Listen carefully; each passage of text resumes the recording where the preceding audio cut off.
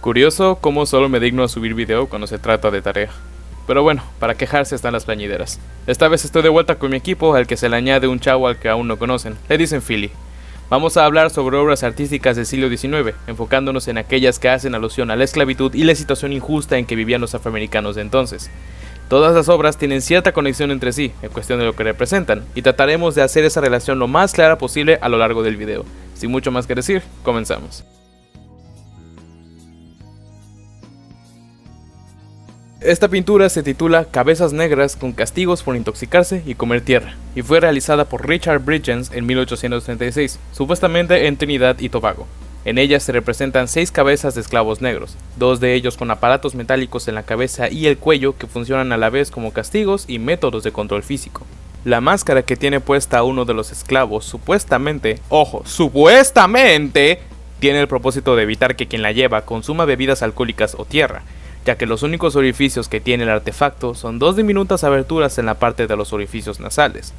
Me imagino que se puede ver que esta máscara parece tener un propósito mayor, ya que no permitiría beber o consumir absolutamente nada, mucho menos licor o tierra. Cabe recalcar que la máscara está completamente hecha de metal, incluso las cintas con las que se fija la cabeza. Sí, esas cintas que se ven en la parte de atrás de la cabeza del esclavo no son de cuero, sino del mismo metal del que está hecha la máscara. Entonces es más que un simple accesorio o máscara, es una jaula, un confinamiento sensorial y un castigo vil, ya que quien la lleve no podría ni siquiera beber agua o comer cualquier alimento que se le ofreciera. Muchos sabemos que a los esclavos negros se les trataba como objetos y no se tenían en cuenta sus derechos o quejas. El uso de esta máscara lo demuestra, pero hay algo más en esta pintura. Si se fijan en este esclavo, pueden ver que tiene una especie de marcas en la zona del torso y el rostro. Estas escarificaciones tienen, por ponerlo en símil, la misma función que las marcas del ganado, dejar en claro a quién le pertenece el ser marcado. Los trataban como animales, como seres poco inteligentes o que no merecían ningún tipo de respeto. Incluso los castigaban severamente si llegaban a tener, entre comillas, conductas inapropiadas. Es un testimonio de la crueldad y la vileza de los esclavistas del siglo XIX.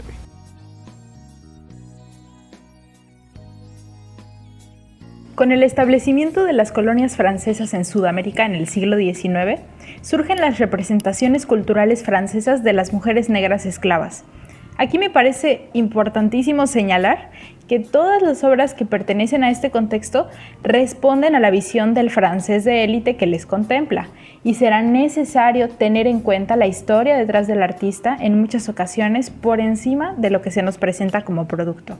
Pero ya veremos eso con más calma en un momento. El busto en cuestión es modelado en 1868 y presentado por primera vez en 1873 por el artista Jean-Baptiste Carpux. Carpux nace un 11 de mayo de 1827 en Valenciennes. Su estilo realista en técnica y romántico en tema es considerado por muchos como capaz de capturar las figuras en movimiento y transferirles vida, traspasando los mismos límites de la estatua. Sus diferentes representaciones de los rostros humanos son el elemento distintivo de este artista frente a otros de la época aún cómodos en el margen del arte estático de la academia. ¿Por qué nacer esclavo? Se presentó 4 años después de la Guerra Civil estadounidense y 20 años después de la abolición de la esclavitud en las colonias francesas en 1848. El busto es la imagen de una mujer negra de nombre y procedencia desconocidos.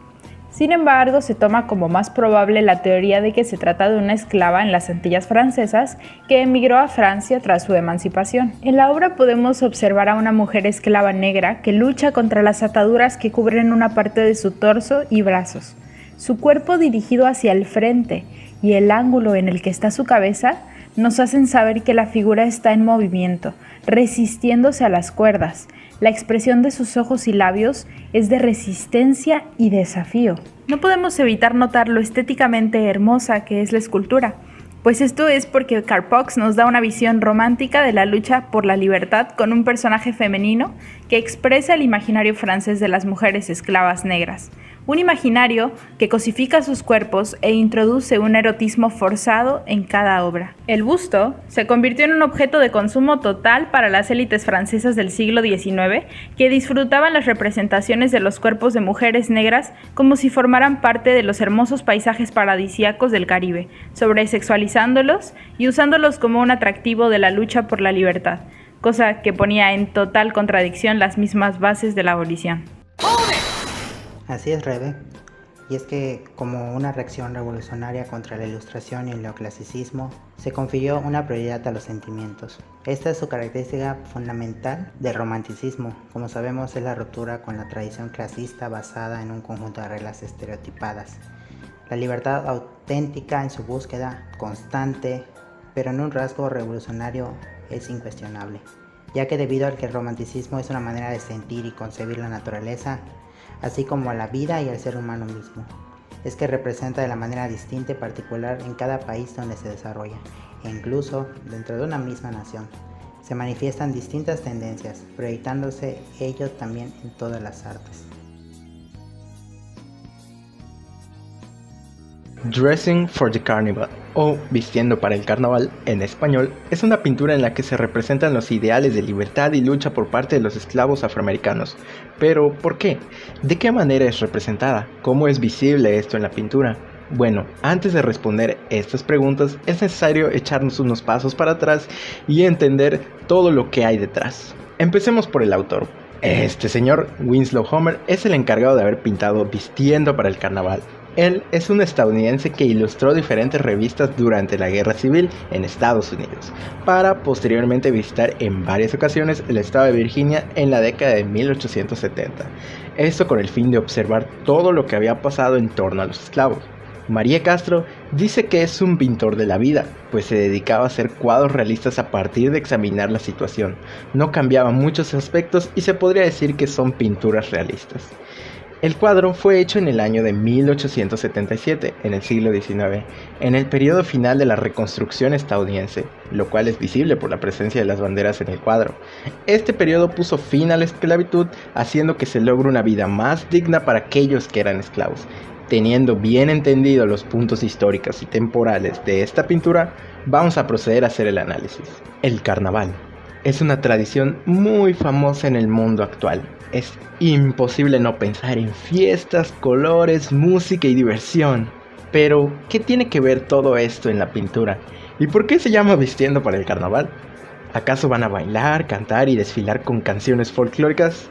Pues, más o menos. Te lo explico. El carnaval tiene sus orígenes en las celebraciones antes de la Cuaresma, pero, al igual que muchas tradiciones, estas evolucionan y cambian. En el caso de esta pintura se representa la festividad Junkanoo, el cual es un tipo de carnaval en la que sus principales ideas son de rebeldía y resistencia. Esto lo hace a través de las luces, colores y vestimenta. Primeramente, y lo que más llama la atención de la pintura, es la presencia de este hombre vestido de rojo, amarillo, blanco y azul, los cuales son colores muy vistosos que representan alegría y rebeldía. Este hombre hace alusión a un arlequín, el cual es un personaje marginado y pobre de la antigua comedia europea. Sin embargo, su traje hace referencia al Junkanoo, pues la vestimenta proviene de las ceremonias africanas. La impresión que me genera esta pintura es de preparación para la gran festividad, pues el hombre se está vistiendo con las ropas llamativas ya analizadas. También me parece que es una familia que por primera vez en su vida va a participar. Esto lo intuyo debido a la cara de descontento y confusión entre los personajes de menor edad. Las personas adultas, por otra parte, parecen poner empeño en la prueba de trajes para que la festividad salga de excelente manera. Por último, pienso que es una pintura en la que los colores son muy importantes, pues estos influyen en la percepción y dan sentido al contexto de la obra. Me gusta pensar que es una pintura realista, pues al autor le gustaba mucho retratar la realidad. Siento que hay una influencia bastante fuerte en las pinturas de castas, aunque con un enfoque diferente, pues estas no estaban hechas por un criollo, lo cual me parece más apegado a una visión imparcial. The Last Moments of John Brown. En el caso de esta obra me gustaría más enfocarme al contexto histórico de la misma, pues en realidad la pintura es muy llamativa por una razón: un hombre blanco siendo amable y afectivo con afroamericanos. La pintura fue realizada por el irlandés Thomas Hovenden, quien saliera de su país natal por la hambruna de la patata. De vocación realista, plasmó entre otras diversas escenas sobre la vida de los afroamericanos. La obra, que en español se titula Los últimos momentos de John Brown, retrata a quien fuera uno de los abolicionistas más polémicos de la historia. Como bien sabemos, a mediados del siglo XIX, Estados Unidos se encontraba dividido entre los estados del norte, donde la esclavitud era algo ilegal y penado, y el otro lado de la moneda, en la parte sur del país, donde la esclavitud era básicamente la base económica de la región. A medida que se produjo la expansión hacia el oeste, surgieron entonces cada vez más tensiones en torno al tema de la esclavitud. El foco de la disputa radicaba en si los nuevos territorios debían conformarse como estados libres o como estados esclavistas.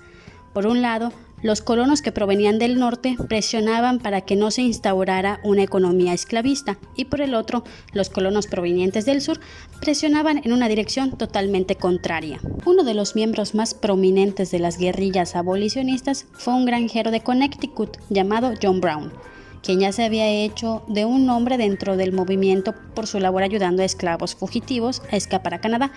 Esto en colaboración con el llamado ferrocarril subterráneo. Sin embargo, fue hasta el año de 1856 cuando John Brown se convirtió definitivamente en todo un héroe para la causa abolicionista, cuando con apenas una veintena de hombres organizó la defensa de la ciudad de Lawrence, que estaba siendo asediada por una turba de más de 300 milicianos esclavistas.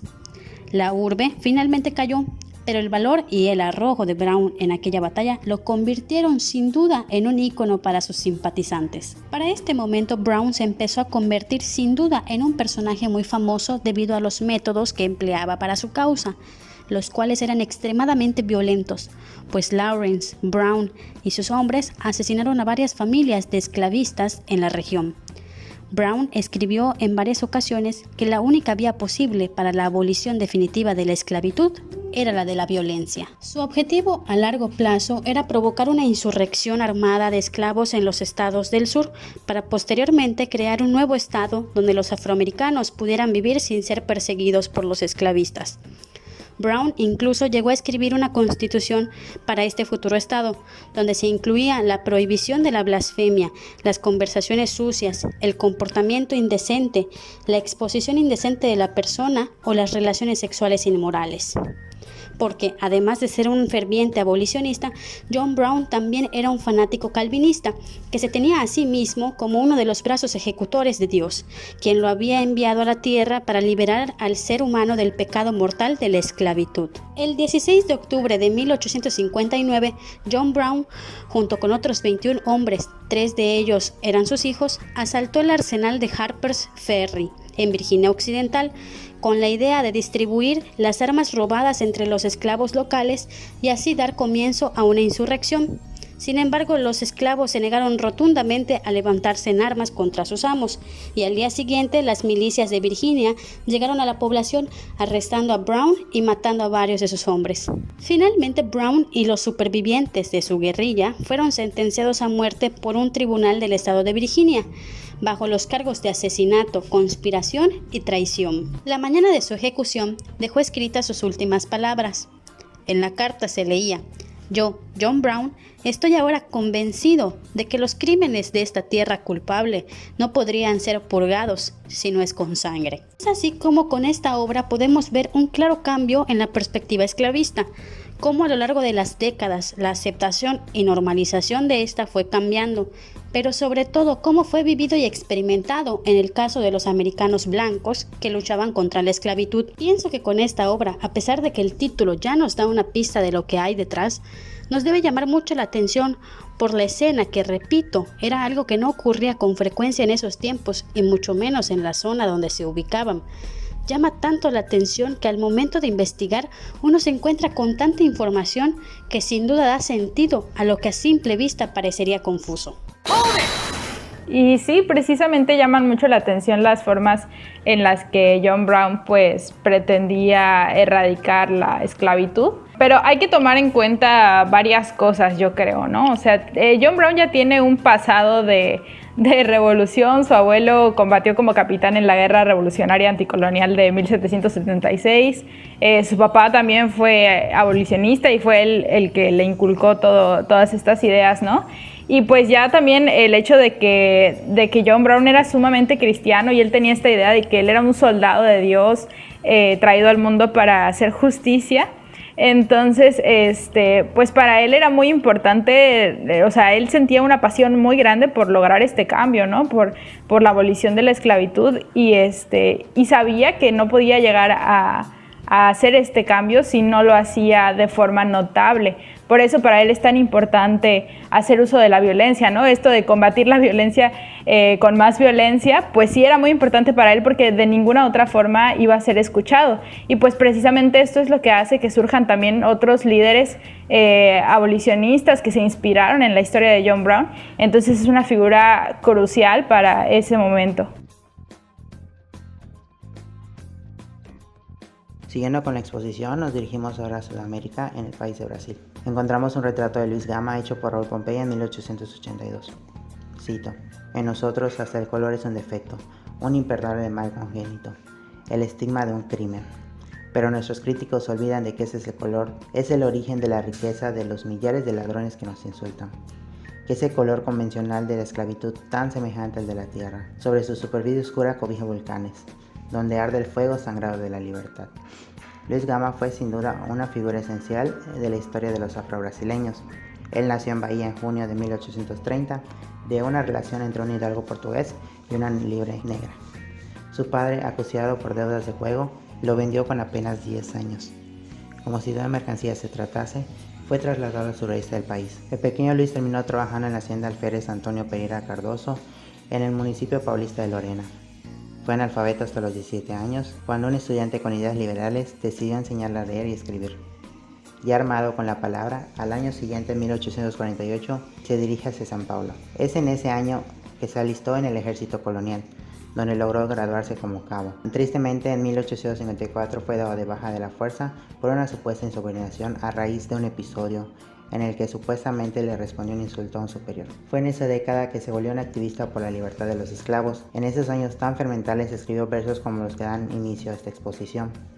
También intentó cursar estudios de Derecho en la actual Universidad de San Paulo, un proyecto que no pudo concretar porque recibió muchas trabas impuestas por profesores y alumnos, aunque sí prosiguió como oyente. Gracias a sus conocimientos le permitieron acudir a defender a los negros esclavos con las escasísimas protecciones legales que ellos gozaban. Esto no le impidió que lograra conseguir la libertad de al menos 500 personas. Al igual que destacó como periodista y escritor, en sus obras criticaba a través de la sátira las élites de la época. Este abogado sostenía que un esclavo que mataba a su amo no cometía un delito, pues actuaba en legítima defensa. Este principio y su cercanía a las multitudes que vivían en la pobreza le valió la demolición de las altas alcurnias de la época. Pero aún así, gozaba de una popularidad enorme. Cuando murió en 1882, 6 años antes de la abolición de la esclavitud en Brasil, unas 3.000 personas acudieron a su entierro. En aquel entonces, la ciudad de San Paulo solo estaba completa con 40.000 habitantes. A pesar de que los círculos más familiarizados con los derechos de los afroamericanos descendientes de Brasil conocen la historia, tristemente pocos son los que conocen en las calles la historia y el nombre de Luis Gama. Sin duda existen muchos puntos importantes en torno a este tema y si nos ponemos a mencionarlos todos pues no acabamos, pero hay algo que es muy relevante, la conexión entre el arte, en este caso plástico, y la historia. Cómo a través de lo que a primera instancia parecería una simple pintura, nos hemos encontrado con tanta información. Algo muy cierto es que a través de estas pinturas, que escogimos a manera de línea de tiempo, vemos un claro avance en la aceptación y normalización de los derechos de los esclavos, que culminaron con la erradicación de la esclavitud. Pues en un inicio nos encontramos con historias o datos que dan a entender que para la sociedad esto era algo completamente normal y causa indiferencia, pero ya para las últimas obras vemos detrás una historia de lucha y superación, de las cuales seguramente nos hemos quedado muy cortos en relatar. En fin, creo que eso es todo por ahora. Muchas gracias por ver y pues supongo que nos veremos en la próxima. Adiós.